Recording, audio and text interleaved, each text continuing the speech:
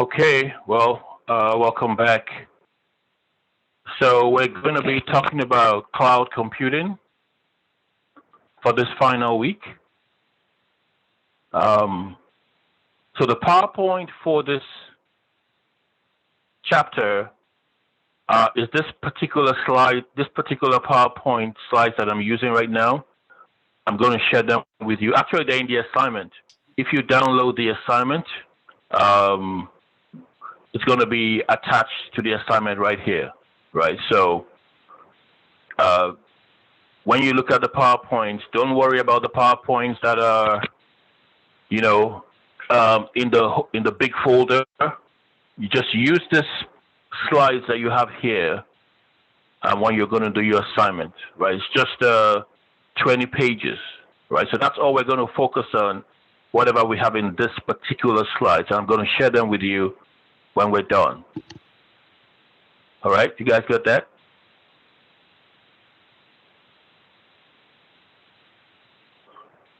Did anybody get what I just said?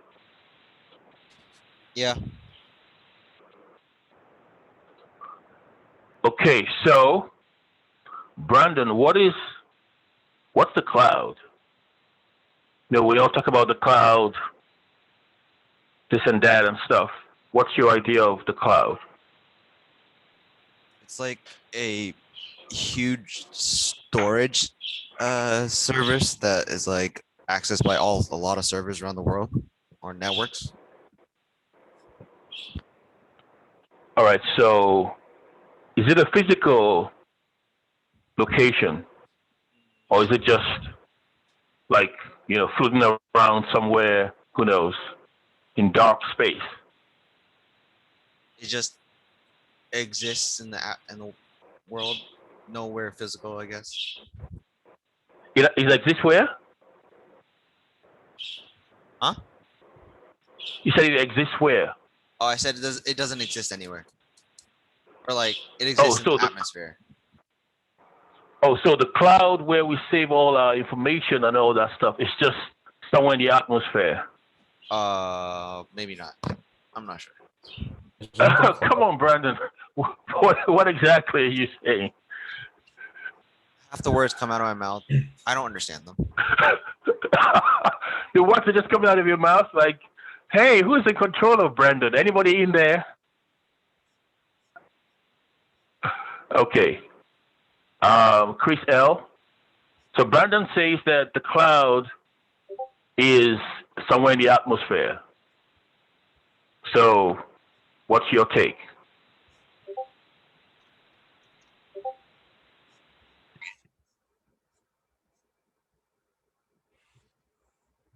Chris, you there? Yeah, you can. Can you hear me? Barely. It's kind of like you're far, far away, like you're in the cloud yourself. I was saying it sounds about right. It's in the sky. Oh, so the cloud where we have all our data, everything backed up, it's somewhere in the atmosphere. So you can't go there, right? You can't. It's a floating database. A floating database. Yes, sir. Nobody has access to it. Nope. All right. Jared, what do you think? The cloud where we save all our info and all this cloud computing, it's So it's like where stuff is stored on the internet. Now it could be wherever. You don't really know where exactly it is stored. It's just like it's somewhere out there, which is why they like refer to it as like the cloud, because it's like you don't know exactly where it is. It's just somewhere. So Jared, my question is it a physical location or it's just there somewhere? It's not a physical place. Is it physical or not? Let me just say. Physical. It's physical. So you can actually go to the cloud. No, well, you can't touch the cloud, but like you can't touch the cloud. You can get the data from it. But it's not a place you can go to and take your key and open the door and stuff like that. Yeah, no, you can't do that. Oh, you can do that. Okay, let's try one more person here. Jojo, what do you think? Can you go to the cloud? Like, say you go to Google Cloud, and you go there. You have your key, you have your laptop, and you enter into the cloud. No? I would probably say like we all have access to it if it has like any of our data or data we need access to. But like a physical cloud, probably not. I'm sure. All right. So the cloud is not a physical place, but it is there somewhere. Yeah, pretty much. Huh. Harvey, you agree with that too? It's there somewhere, but it's not a physical place. Nobody can go there. Actually, it's like ET go home, right? Something like that. It'd be very interesting for technology today to actually be like that. But I think what I recall is the cloud is actually just another like server building. Oh, Harvey says the cloud is like a building. It's just a place where servers are. That's different from what everyone has said. Yeah. So a building like you can go in there and see all the computers and servers and stuff like that? Right, exactly. All right. There's Well, different companies which have it, like Apple, Apple calls it the cloud. There's Amazon Web Services, all that stuff. So yeah, it's just another server building somewhere. Okay, well, we got to solve this problem. Oh, it's somewhere, right? We're just not sure. It's somewhere, but you're not sure where it is. I'm sure there's some confidentiality related to it because you don't want people storming the building and Yeah. Okay, well, we got to solve this problem of is this cloud a thing, or is it just floating like birds in the air in the atmosphere somewhere? Let's see. Interesting comments from you guys. Okay, so let's talk about it. Now, the cloud, from what it says here, is a networking model. Okay? It is comprised of data, applications, processing. So think about it as, in fact, right here it says managed by servers on the internet. Managed by servers. Jojo, let me go back to you. What is a server? Can you say that one more time? What's a server? See, it says right here. You can see my screen, right? Yes. It says managed by servers on the internet. So what's a server? A server is basically the device that holds like a network together, basically. Well, your server, right, is what gives you the data you're requesting, Jojo. Right. So you are the client, and when you try to access most things, your email, it's on an email server. You want to access Blackboard, it's on a server. You want to access Netflix, it's on a server, right? Every time you want to access your bank online, that's on a server because you're trying to access the information. So that server is going to give you access. A server is a computer, right? It's a computer device like your computer at home. It's a computer. Now, it might be designed differently. It might be maybe a little bit of a larger size or not, but a server is a physical device, So if we look at a Dell server, here is a Dell server, right? A Dell server will look like this, an actual machine, right? Here is a machine, right? Something like this. Just like any computer or like a desktop computer. This is a server. Now, most companies, right, most offices will have a lot of servers. And when you have a lot of servers, then you're going to have them in probably okay, like this guy, that's a good picture actually. Like this guy here, where is that? This guy here, right? Jojo, you still there? This guy here Yes. is looking at a stack of servers. So you have a single server, which might be something like this, right? But when you have a lot of them, then you're going to stack them, from the ground in this tall towers, so to speak, right? Like they're like cabinets. All right. Now, servers are physical devices. Physical. You can touch them, you can feel them, you can configure them, just like your computer at home. Now, it says right here that all these different data and applications and processing power are managed by servers on the internet. The internet is a physical set of connections. Physical. You got, Jojo, right now you're at home. I'm right here. Jared is right there. Izara, Harvey, we're all right here on different computers connected physically with wires. Now, you may not be able to see me. I may not be able to see you, but you are on a physical device. I am on a physical device. We have wires that make the connection possible, right? To be very clear, I think Harvey said it last, to be very clear, the cloud is just the name of the model. Everything we deal with in networking, they are all built on physical devices, servers. Servers that, like this guy here, working in a server room, you can touch and feel the servers. They are physical devices.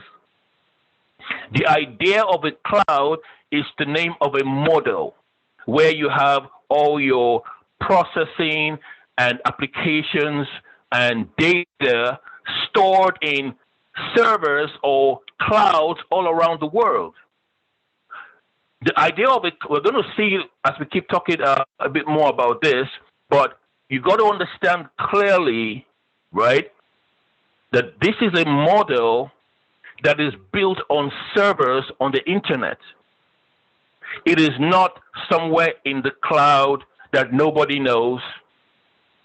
It is computers, servers that are stored in various locations. A lot of times it's huge, huge warehouses, right? Huge server farms. We look at this guy's picture. Let's look at another picture here. Let me say, for example, Facebook data center, right? They have data centers all over the world, and here's what a data center might look like, right? You have a data center here. Right here it says, here is a data center in, I'm not sure where this is here. If we look closer, we might be able to find the information of where that is. But, okay, right here is Facebook's data center in Ireland, right? It's a physical building. Now, if you go into that building, you might see something like this. Rows and rows of servers. Rows and rows of server, cabinets or server racks, right? Rows and rows of them. Just like what this guy is looking at here, you're going to see rows and rows of them, right? This is what you refer to as the cloud, right? The cloud, the whole idea is it is not necessarily in your house. It may not be next door to you, but the information is in a place where you can access it right away when you need it. Just like the physical cloud up there or the sky, it seems to be there all the time.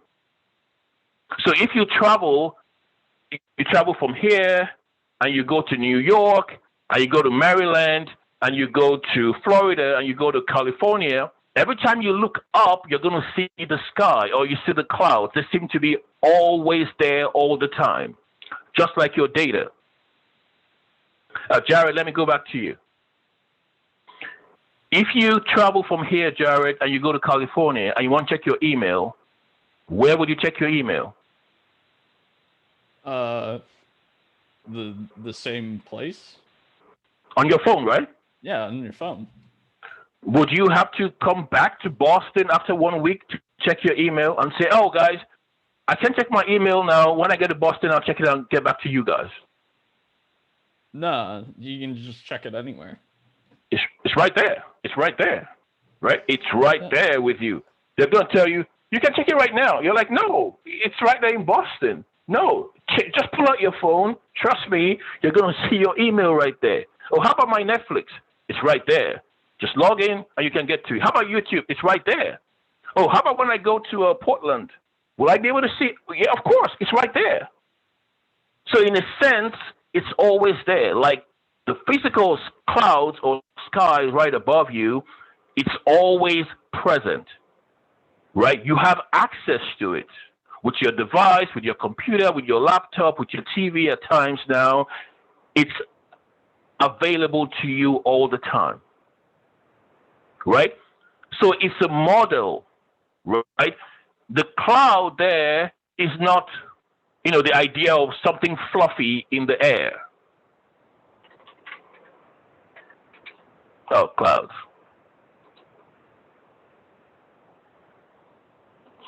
Well, I want an actual cloud. Let's just say cloud. Yeah. Okay. Yeah. So the idea of the cloud is not fluffy stuff, in the sky. Because when you guys think, oh, it's somewhere in the atmosphere, right? All you're going to find in the atmosphere is oxygen, I guess, right? And it rains eventually.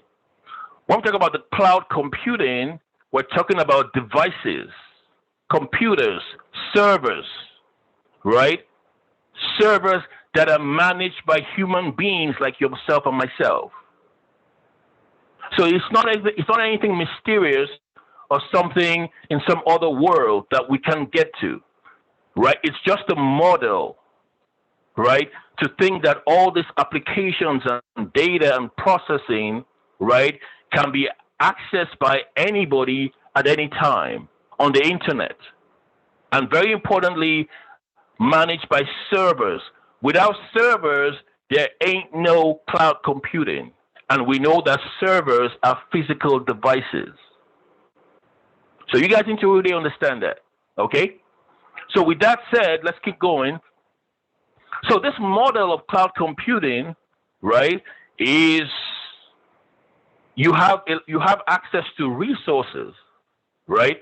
Like a lot more resources that you can use. All you need to have is a couple of devices, and you can access any of these resources.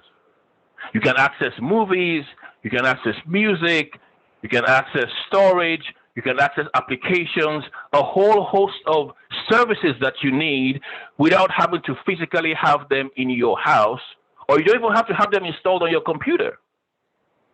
But you have access to them 24/7 from anywhere at any time. So cloud, I think that the cloud idea is the fact of something that's always there, right there, always there. You look up, you see it there. It's always there. That's the whole idea. Something you can gain access to at any time. All right? So it's not an idea of some fluffy stuff, in the sky or, up there in the atmosphere. We're dealing with devices, stuff stored on devices, data stored on devices, applications stored on servers with a lot of processing power. Okay? That's more like what cloud computing is about. So the benefits are obvious, right? Now with this model, it has to pay for what is like you pay for what you use, right? You pay a certain amount of money, usually on a subscription basis, probably on a bi-weekly, on a monthly basis, or quarterly or something, right? And you can gain access to whatever it is that you need, right? You can subscribe to Netflix, you subscribe to an application, you subscribe to some kind of music so you can gain access to it.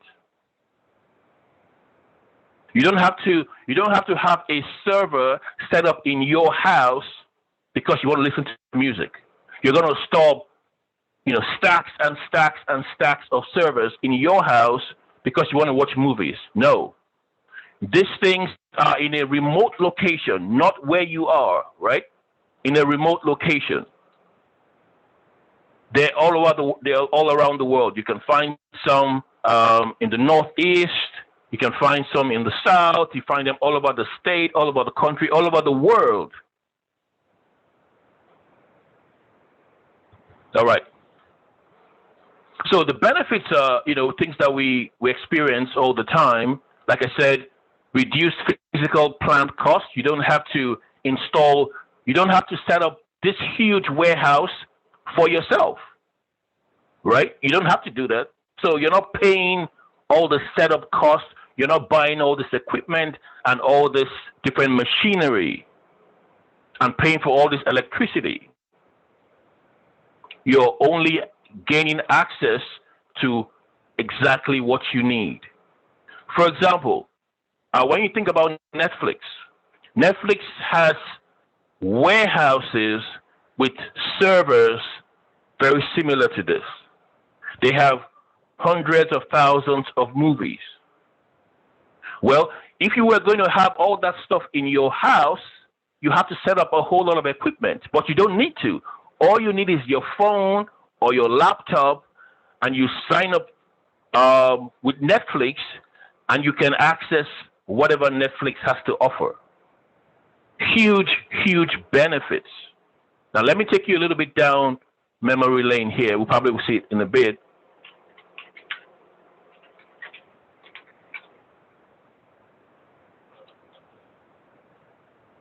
All right. So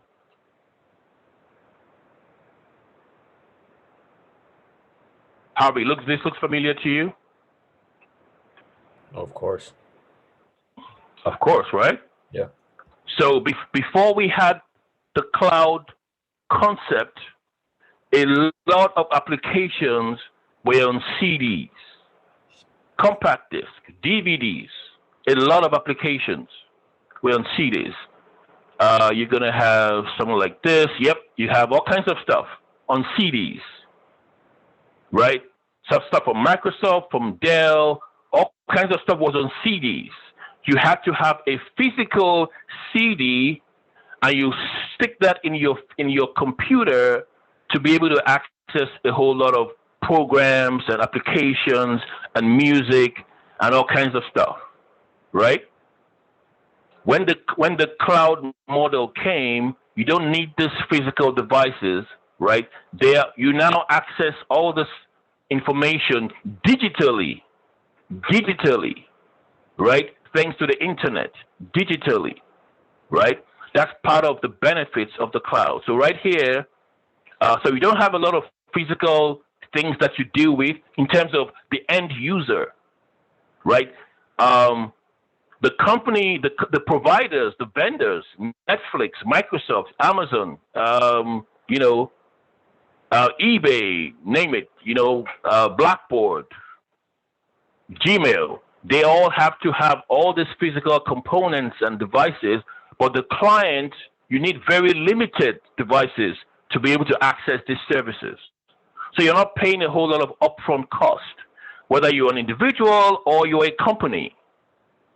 In fact, when we go to the employment, right, we have situations where companies downsize and they basically offshore, right, or they contract out some of their services to cloud providers, so it reduces how many employees you need to have, right?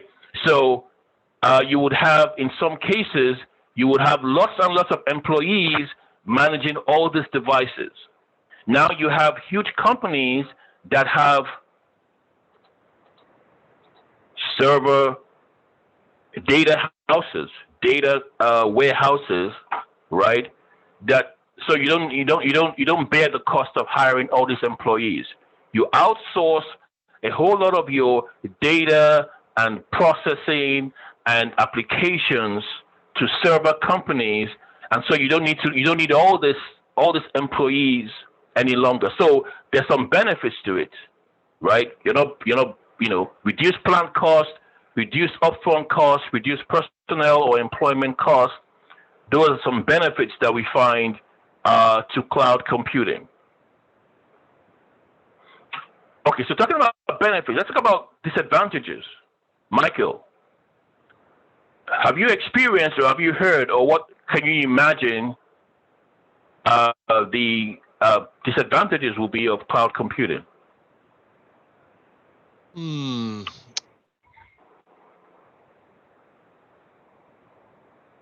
There's not a whole lot, but I mean, if I was to guess any disadvantages, maybe security, because I guess if you get a leased server or a leased cloud thing, you're kind of putting your data on someone else's server rather than your own, and you have to hope that they have good standards. So basically, you're saying the lack of control. Lack of control, not necessarily a lack of security, because most of the companies that do offer these cloud servers, I don't think they're gonna do anything that's gonna risk their clients' privacy. But I mean, you don't have control over it, and it could be seen as a disadvantage if you're a company that would rather have in-house server and you're looking to either do in-house or to lease on a cloud platform.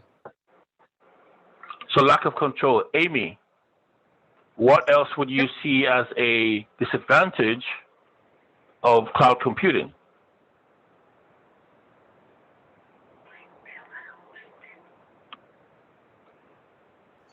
You'd have to pay more. I mean, no. Yeah. You have to what? Pay more? Oh wait, no, never mind. That's the benefits is that you don't have to.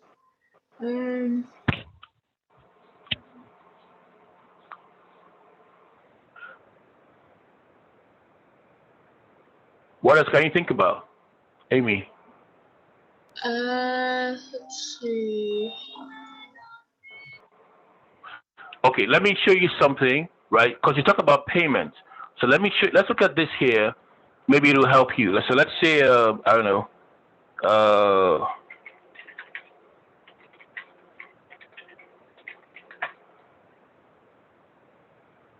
Okay, so let's look at this here, right?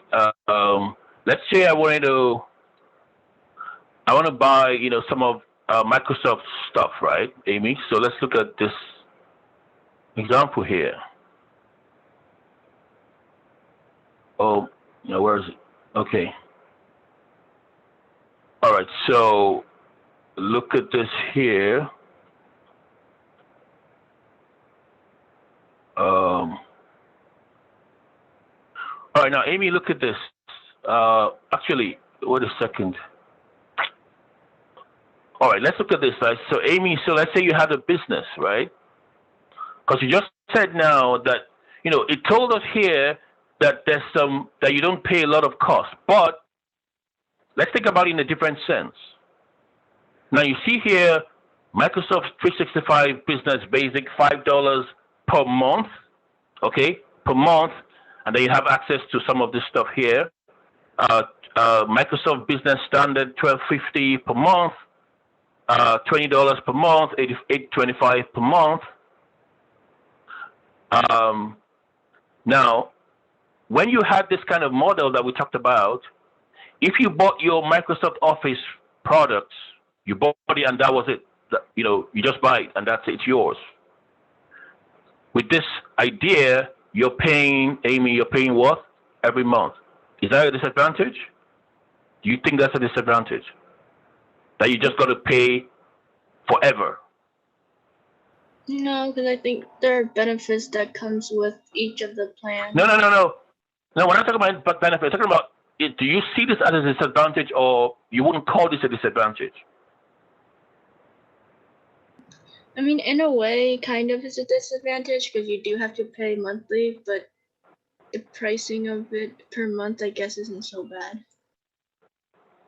Okay, Amy, let me ask you a personal question. How do you get your money? Do you work or do you just get money from somewhere? I don't know. From your parents, maybe? Currently, I get it from the government because of unemployment, but usually I work during the summer. Okay, so if you weren't able to work for a while, let's just say, right? Let's say something happened, you were able to work for a while. Will you be able to afford these things that you needed every month? If it's $5 a month with the other like utilities and stuff that I'd have to pay aside from this Yeah, Microsoft 365, I probably wouldn't pay this yeah. because it's not my priority in life. Like I prioritize getting Okay, food and all that. okay, okay. So, all right. That's an idea. Anthony, would you say payments on a continuous basis will be a disadvantage of using of the cloud system, or it's like nah? I think it depends mostly. Like if like for example, say you're someone who has a lot of like photos on their iPhone and you have to use iCloud storage, which you pay for every month. In that case, it would be advantageous, but to a regular user, not really. So it's mostly for enthusiasts, I'd say, or people who are actually, I guess, in a field where it's necessary to use those services. So if you have to store data, if you had to get things like, literally everything you do now, right, in terms of software applications that you need, it has some kind of subscription, right? The Yeah. other day I watched a movie. Actually, I didn't realize that you still had Blockbuster. So there's one Blockbuster. Blockbuster used to rent out movies, right? You could rent out movies at Blockbuster. If you didn't know that, Blockbuster is an actual place where you could go to rent movies before you had Netflix and stuff like that, right? So there is one Blockbuster I think it's in Alaska, if I'm not mistaken, right? Where you go to, you can rent movies, or you can even buy your own movies. Now, if you bought a movie, right? Let's say you bought a movie. You bought the movie and it was right there, in your, you know, in your house. You bought it one time. You could watch it as many times as you wanted to watch it. Now, Anthony, now you have all the movies in the cloud. You get them, Netflix and everything. Every time you want to watch the movie, you've got to have. How do you watch the movie now, Anthony? What do you need to have? What do you need to have to be able to watch a movie now? A subscription Subscription to what? to a streaming service. Okay, so you subscribe. All right. Do you need any devices at all? Um, a smart TV. You need a TV. A Okay. smart TV, yeah. You need a smart TV. Yeah. Okay. Do you need internet access? Yeah. All right. So you need internet access, and obviously you need a provider, right? Verizon, Netflix, AT&T, right? Yep. So have you added all the costs together of all those different services that you need just to watch a movie? Well, I don't really watch movies that much, but I do know that if you were to add all the costs, in some cases you could argue if you're just using streaming services, it would be better than just paying for a cable. But either way, it's definitely a lot more money than you'd want to pay. So when we compare all that in a bundle and look at just get me a movie on a CD, right? I buy that movie one time and it's right there on my shelf. I can access it at any time I want. So we're looking at benefits, we're looking at disadvantages, right? Yeah. All right. All right, let's keep going. Now, how about employment? Employment. One time I went to Target and I noticed that they had more self-checkout. And I was so excited. I was like, whoa, this is great. They've got all the self-checkout now. Great. And there was this guy right behind me who wasn't too excited about what I said. In fact, he was mad that I said that. So I looked at him and I thought, what's your problem? What's going on?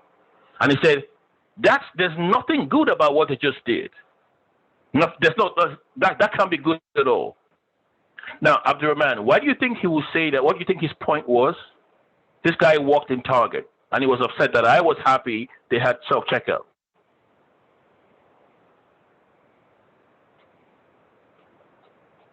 Abdurrahman, are you there? What do you Yeah, think I'm his here. point Yeah, was? you said, can you? So he was mad because I mean, he's gonna like. I was kind of excited that they had self-checkout, Yeah. and he didn't like the idea they had all the self-checkout machines. Yeah. So he was mad because he thought he was gonna lose his job. He thinks that. Exactly. I mean, that's everybody's fear.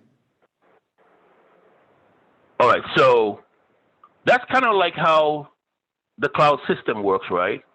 Where it may not be machines, physical machines in your company, but services that may do the work of replacing human beings. You know what I mean? Just like the idea of self-driving cars. So people start to feel like, wait a minute, I drive an Uber. So if you have all the self-driving cars, I'm not going to be driving an Uber anymore. That's a whole lot of unemployment if that kind of stuff becomes a reality. Brandon, what do you think? Self-driving cars, Ubers, all the Ubers are now going to be self-driving. What happens to all the Uber drivers?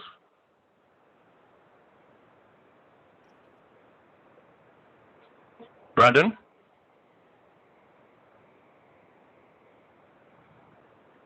Where's Brandon? Brooke, you want to try that? If we have self-driving cars, what do you think will happen to all the Uber drivers? They might not have a job anymore. So if you were in a place to decide, Brooke, what would you go for? Just for the sake of argument. Would you say, let's get the self-driving cars on the streets? Or would you say, how about the Uber drivers? Let's think about it. What would you go with? I'd probably still keep Uber drivers because I know a lot of people might not be able to afford a car, and that might just not be something that's realistic for them.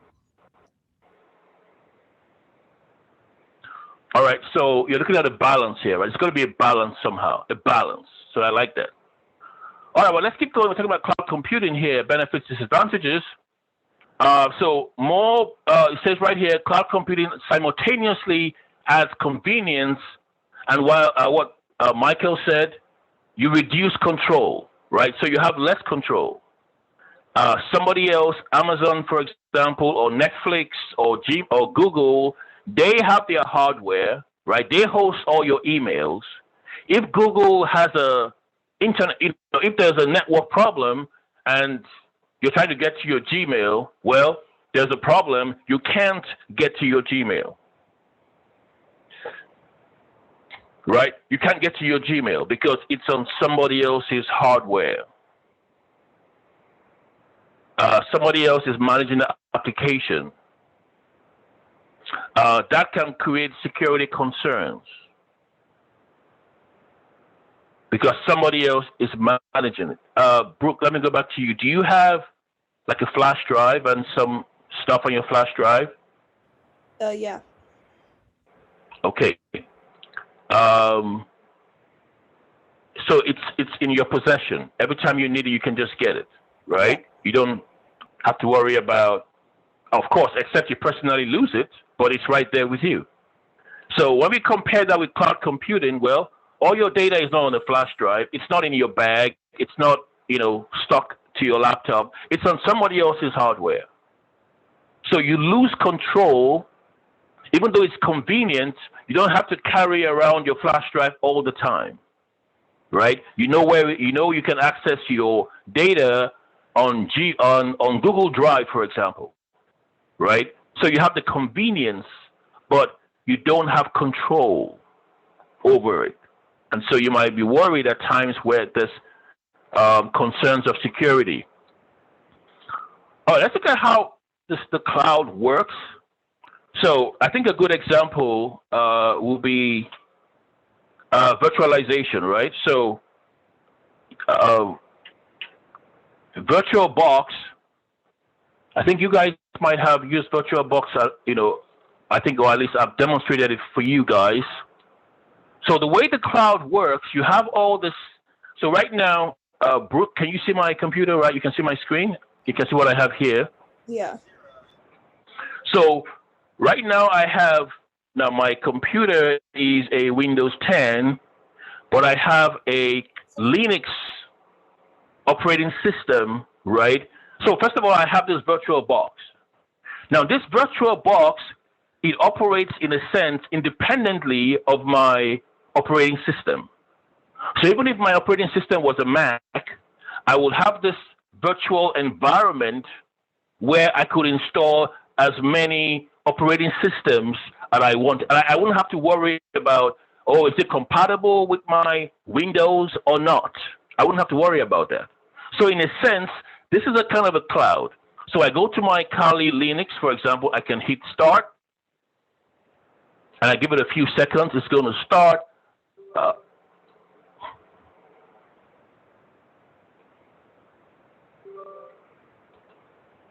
All right, so it's going to run right there. I just hit it there, and it's going to do its thing. All right, so that's going to run there in the background. If I want to run, another Windows, I have another Windows here I can run. I can just hit start, and that's also going to run. So I have multiple operating systems, right, that can run on my actual operating system.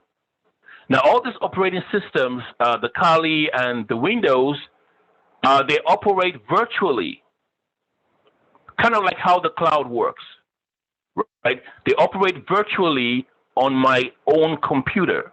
So all I need is a device that allows me to access this virtual box, like my computer is the device, right?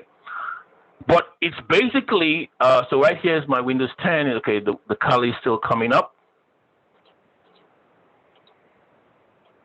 And I could log in here. I don't know if I remember what whatever is there. Okay, it's going in.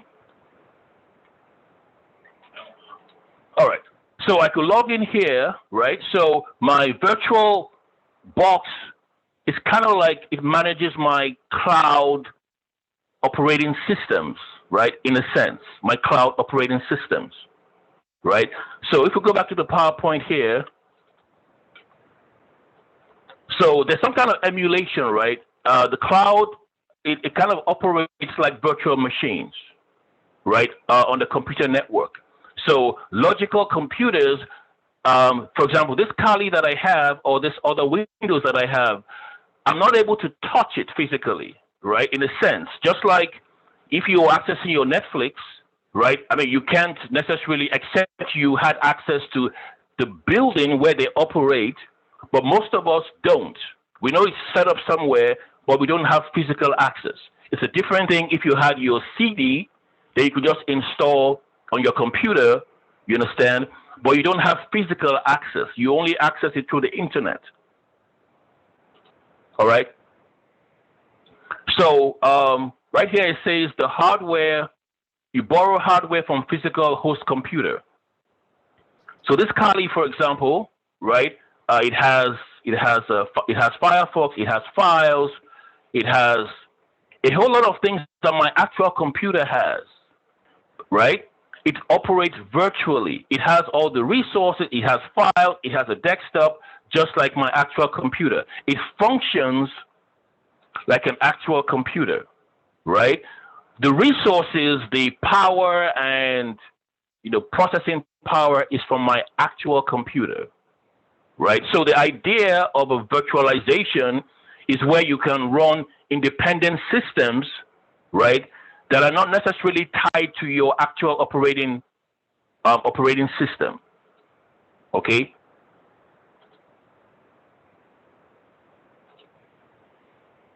All right. So you have the host and you have the guest, right?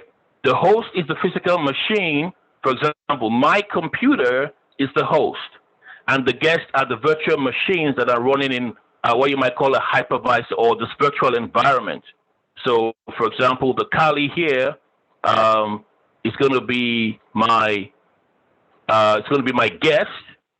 This other Windows here. Let me just accept this. Continue here. So I have two guests, so to speak, two guests on my system. All right, and they communicate using the virtual machine manager. The virtual machine manager in this case is VirtualBox. There is a manager in the background that allows this kind of functionality to work. Same thing with the cloud system, right? All the resources, all the power, all the data are on this external device, but you need your own device or laptop or phone or computer, right? Your computer has to be working. Your computer has to be powered up. Your computer has to have enough, whatever it is, enough resources to be able to function when you subscribe to one of these services here. Has to have enough speed, for example, right? So you need a device to access cloud resources. Okay? So virtualization, the whole idea that machines and applications can run that are independent of your own particular system, that's pretty much how the cloud works. All right, pretty much how the cloud works.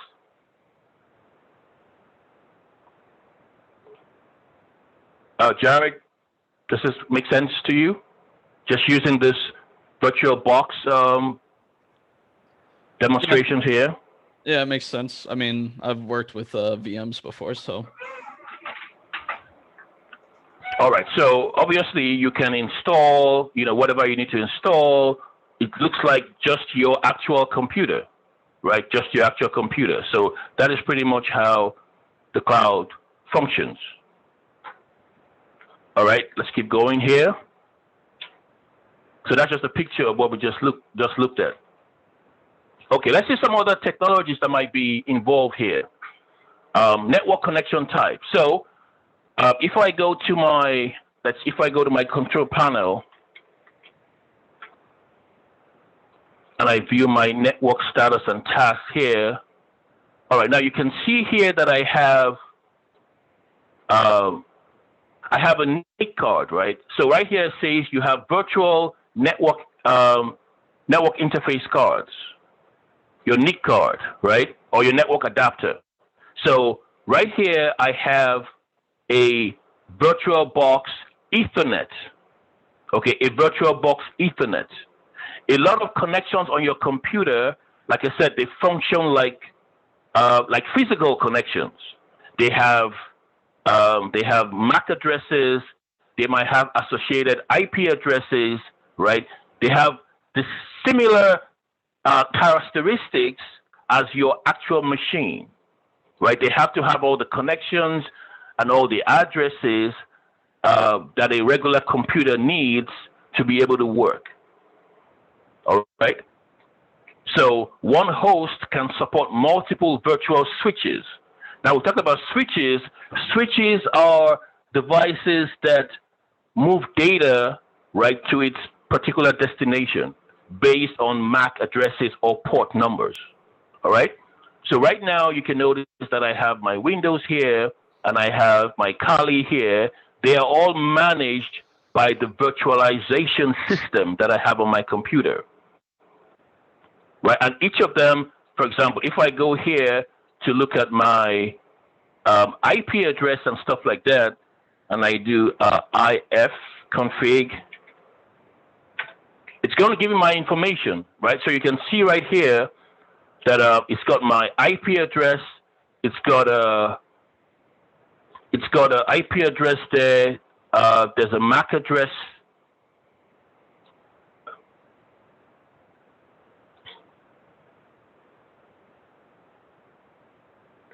So a lot of similar information that I have when I pull up my command prompt.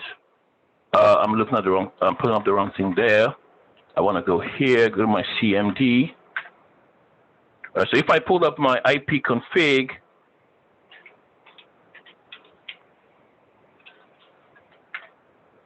a lot of information that I have here, right, it also have that information on my virtual. So there's a lot of resources that are being shared, right? A lot of resources that are being shared, right? Just like it was my physical computer. So that's what it's kind of referring to here in terms of the virtual NIC card. So your NIC card is how you basically get internet access. That's your network adapter, right? The same thing that we have here. This is my NIC card. When I look at the properties, I can see, my configuration for my NIC card here. I can see my IP address and stuff. If we look here at the properties, you're going to see similar services here, right? Just like it was an actual machine. So that's how, with the cloud, there's a lot of similarities we can see there. All right. Let's break this down a little bit more. So in terms of the categories you have of cloud computing, we just looked at the technologies behind it, kind of virtualization technologies. Now, in terms of if you were going to use the cloud as an individual or as a company, well, you're going to find, there's more and more services, but, when the cloud kind of in its inception, you had a few of the services known as software as a service. It's usually when you refer to it, you talk about it as a service. So software as a service, platform, infrastructure as a service, right? Like we said, it means that the resource resides on another server, right? You are just gaining access to it. You just want to use something. You just want to watch a movie. You want to, check your emails, right? You want to back up your data. You're just using a service. So it might be software platform. It might be a platform you're using. It might be infrastructure. Let's look at the details here. All right, so let's look at these details. Now, when you talk about software as a service, there's a kind of, this is how you write it down. S, like the S is uppercase as a, then the last S there is a uppercase. So software as a service, platform as a service, infrastructure as a service. So that's exactly how you write it down. The first and the last letters are capitalized.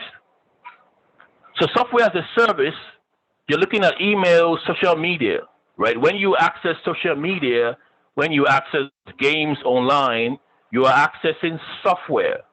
Just in a similar way, if you had, I don't know, if you had some games, there used to be games like Solitaire and stuff.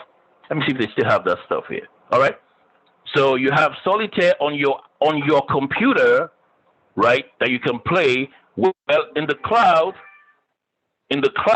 now you have that in the cloud. If it's Solitaire or 1,000,001 games, Nintendo, whatever it is, PlayStation, all kinds of games that you can access in the cloud. So no longer on your system. If you had on your system, great. So if you are accessing this stuff online, then you are accessing software, right? Software as a service, email, social media, games. Now, if you are accessing web-hosted databases, web servers, right? You have GoDaddy is as an example. You might have Wix.com, for example, which will be another. Let me see if we went to Wix. So Wix.com, some people want to come here and be able to build a website. Well, that might be an example or actually, not the website building. I think it's more like GoDaddy. Yeah, GoDaddy is a web server, right? Where you can sign up for web services. So something like GoDaddy will be an example of a platform, because on this platform, you can build your website. You can host your applications, your apps. You can host them all.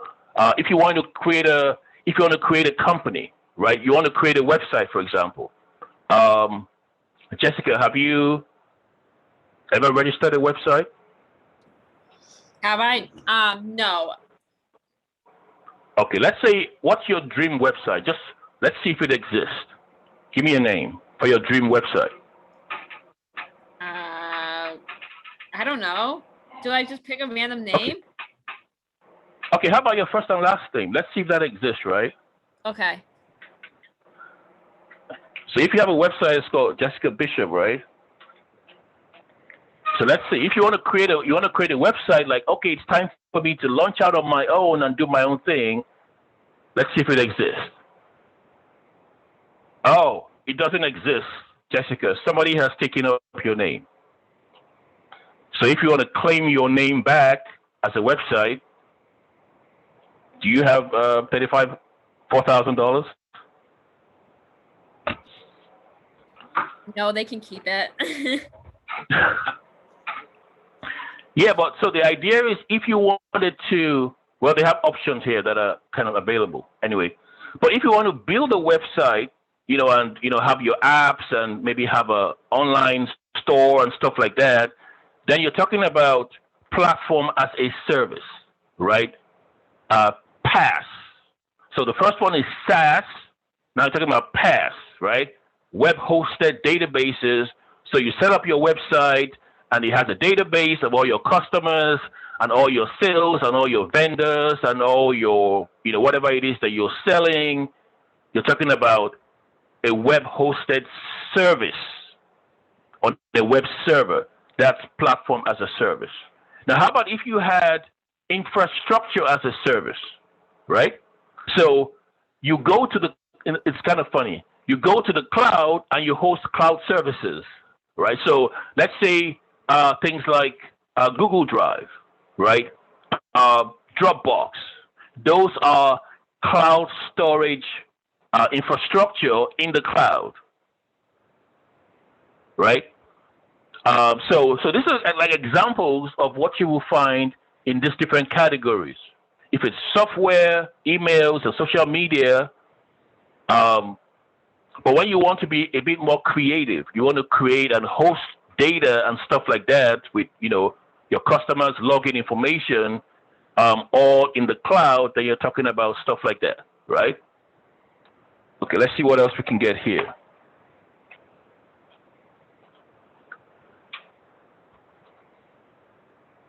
All right, now we have, let's see what we have here.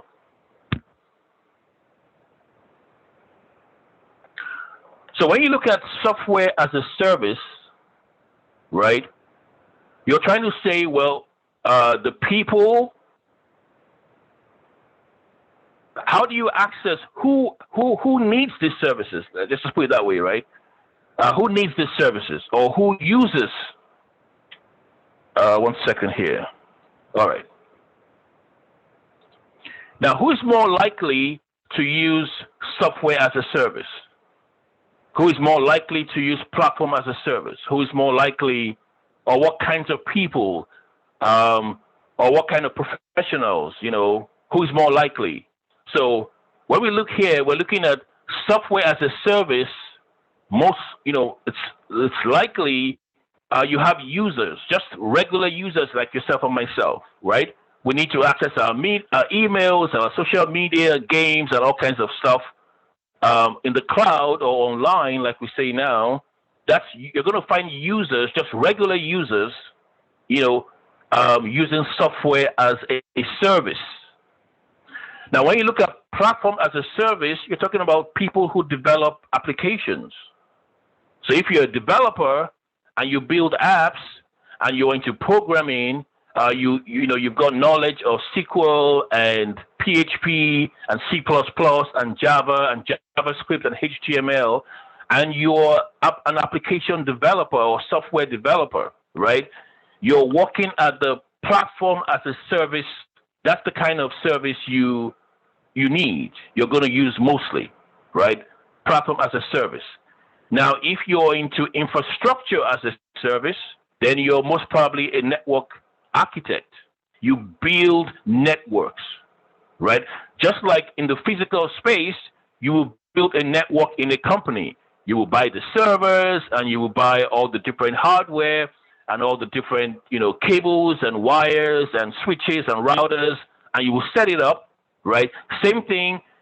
That's if you were doing that in the cloud let's say you were hired by a company, right, to build their network in the cloud, Then you will deal with infrastructure as a service. You work on that level. All right. So software as a service, email, social media, more likely to be used by regular users. Platform as a service used by application developers, right? Application developers. Right here it says software as a service are more immediately accessible to a wider market of users than other categories of cloud services. So I guess in terms of the largest patronage cloud providers have is for software as a service. Most people are using email, using social media, right? You have to be specialized and you have to be in that industry to be a web developer or some kind of database manager, or you've got to be a network architect dealing with building and setting up networks. All right, so those are some of the major categories you have for the cloud service models. And this is the explanation we just talked about here. This is usually offered as a subscription on a subscription basis, and obviously available anywhere you have internet connection, right? You don't have to. So in terms of advantages, right? If you had, like when we talked about using CDs, right? When you use CDs, every time there's a new version or an update, you have to go and get another CD, right? But with the cloud, that problem is permanently resolved, right? You don't need to worry about, am I current on my Netflix? Is my Netflix service like the latest version? You don't worry about that. Is my Gmail service the latest version? You don't have to worry about that. That's built in. So you have the latest of whatever applications you're on. When you deal with platform as a service, you're looking at where the customer develops and owns their own applications and then delivers it to a third party, right? So if you were doing that kind of work and you had those kind of skills, you're developing applications. So instead of doing it on your computer, well, you do it on your computer, but it's like, I think one of the good examples, we're going to see that in a second, of the services that help you get this kind of job done. And this is some of it here. So some of the very common platforms we have out there: Salesforce, Azure, Google has an engine for Python and Java. We have a few examples there, right? Infrastructure as a service, you're not worrying about. So in this kind of situation here, you might, there's no worry about space. So if you needed 100 gigabytes of storage and that wasn't enough, you just pay for more, right? So you don't have to worry about, you're not buying servers and servers and servers to take care of your needs. All you're doing is you need some more server space, some more storage space, you buy extra storage. You buy extra storage, right? There is almost unlimited storage space when you deal with the cloud, right? When you're dealing with the cloud, if you were physically doing this, you would have to buy, machines. You might have a space problem in your company, in your business, on the job, in the office. There might be a space problem. But when you deal with the cloud, you don't have space problems. You just pay for what you need, and then you're able to, solve the problem. All right, a couple more things here. So you have, in terms of, clouds, right? There's public clouds, there's private clouds. So let's look at a definition here. The public cloud is when a cloud service is delivered by a third-party provider. So you hire somebody else, or you subscribe, to one of the companies that does their cloud services. But when it's a private cloud, you can set up, like UMass Boston has a private cloud. You set up a private cloud that is exclusive to your employees, right, or to your company, or to a specific set of people that is not accessible. Just like, the intranet, right? Your company has an intranet, or UMass has an intranet that is open to UMass Boston students and staff. So also with the cloud idea, you can have a cloud system or a cloud service that is only available to the employees or staff of a company. So a private cloud and a public cloud. Public cloud is like a public library. Anybody can go there. Anybody can use the services, right? But a private cloud is like a library in your company. It's only open or accessible by people who work in that company. Very different from a public library, all right? So that's the idea there. Private cloud, public cloud, and some of the cloud providers and platforms you might have heard of, Alibaba, Oracle, Microsoft. These are cloud providers, and the different services that they are known for. Yahoo is right there, Microsoft, Google, the companies that provide this service. Amazon Web Services, they have a lot of tools. They're very, very popular platform, AWS.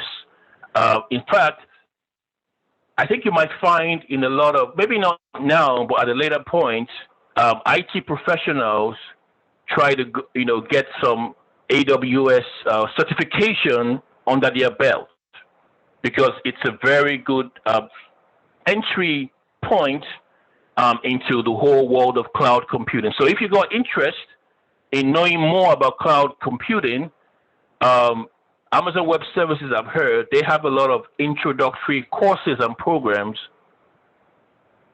for people who want to. I think some of it is even free.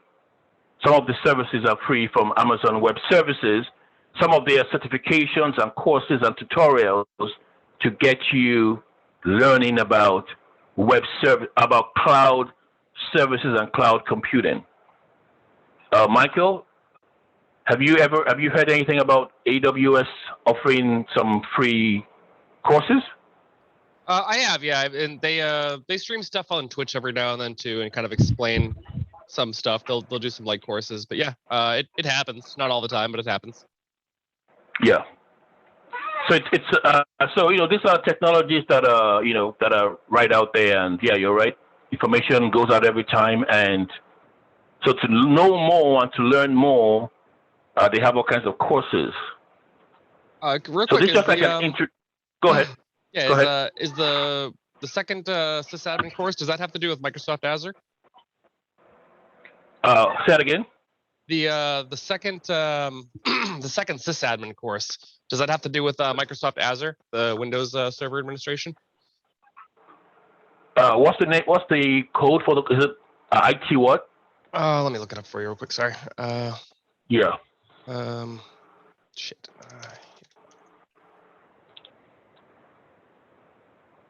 I'm gonna have to log into my Wiser, so if you want to continue, I'll grab it and you can go back to it if you like. Okay. All right. All right. So common cloud services, right? We've talked about it already. You might have, computing, storage, network services, security.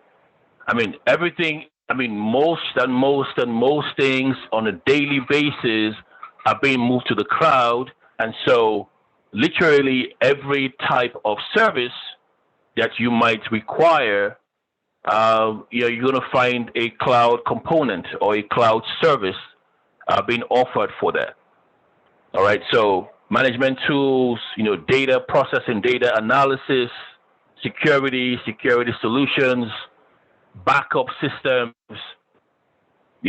that's it's all there. So I think we said this before. Some of the problems that you're going to find when you're dealing with cloud computing is connectivity issues. We know that there are times where there's an outage and you can't get to YouTube, you can't get to Netflix, you can't get to Blackboard, you can't get to Wiser, you can't get to your email because of some kind of a connectivity issue, so there's no access, that's going to happen, right? Depending on your network connection, Wi-Fi, or your Ethernet, you might have slow connections. You might have a lot of demand. Everything's slow because the capacity is, you don't have enough bandwidth, should I say, or there's so much demand. And so the platform is not able to handle the demand. If that happens, everything gets bogged down. Then you have security, right? Security is there's always a threat. There's always a possibility that something is gonna go wrong, or it's gonna be a problem. All right. There's always a possibility that it's gonna be a problem. So the security aspect of cloud computing is to be taken seriously. And so you guys, part of your conversations and your discussions throughout the semester, you are aware of a lot of security concerns out there. So that is always a threat to computing. And you might want to say that's a disadvantage, obviously, because if you had the system in your house or in your office, you might feel it's right there, we can protect it, but it's in a remote place, maybe it's not something we can protect. So those are problems that can be dealt with right there. So actually, it looks like we're at the end of this slides, because we have 20 slides, and we're practically at the end of it. So you guys might have more time on your hands. So the troubleshooting, just like any service you're going to troubleshoot, you have to identify the problem, and you have to work with people who are knowledgeable about it. You have to work with people who are knowledgeable. If you're knowledgeable yourself, well, you bring value to your company. You bring value to yourself. All right. So everything has to go through a process of identifying what the problems might be, right? And coming up with, ways to solve those problems. Okay. We have, so this is all part of it, right? Preventive measures. How you prevent, a lot of problems from occurring. It says, understand your cloud services and how to identify where problems are likely to occur, how to locate those problems, and how best to address them. So just like any service, even managing your laptop, right? Managing your computer, managing any service, you got to be able to troubleshoot and say, well, what's the problem? You might have to make notes for the problem. You might have to talk to other stakeholders. You might have to talk to other people, other vendors to see what the problem is. Cloud problems are like quote unquote physical problems that we deal with. They have to be discussed. They have to be documented. You have to go through the whole problem solving options that are there and then come up with a solution to the problem, right? So the fact that something is being managed by other people doesn't mean that you have nothing to do. It's your data. It's your service. Many times you've got to be involved in the whole process. But like we said, in the problems that might be there, well, you don't really have full control. So it might be limited what you're actually able to do. So advantages, disadvantages, but it's where everything is going. And so IT people need to have, gradually a good understanding of how the cloud operates, and especially when you're trying to describe what the cloud is. IT people should be able to describe what the cloud is without much confusion. All right, that's all I got for you guys. Any questions?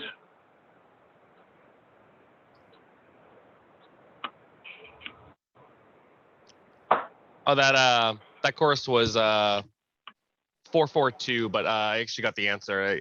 They do touch on Azure apparently, but they focus on Windows Server 2016. It looks like. Windows Server. Okay. Yeah.